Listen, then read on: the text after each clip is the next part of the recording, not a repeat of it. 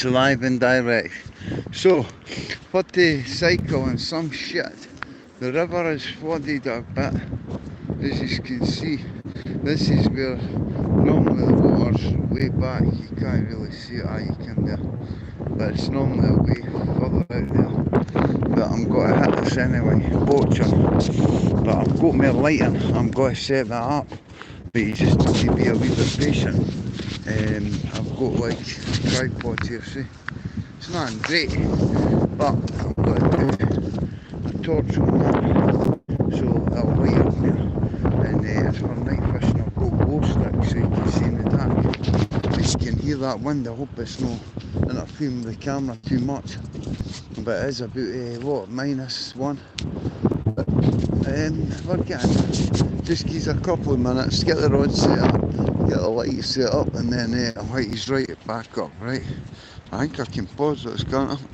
Maybe. Look, I've got my baby with me. I've rebuilt it and put a super mudguard on it, because I'm only crap in that bloody path. Look at the mud. I've done 18 mile on it yesterday. You've seen the other video poaching. Right, there's the rod there. The fishing rod. So it's already okay. You just need to give it a wee minute, right? You might not be able to see much, but I've got a wee stand on it there. But I think that light gives a bit of cool. It said that you can change it to sideways now, which is awesome.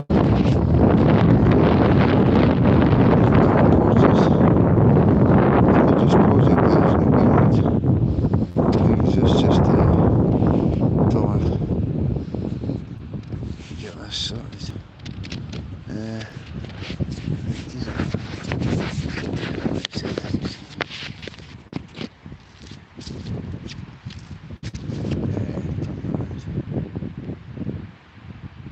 See, can I see now?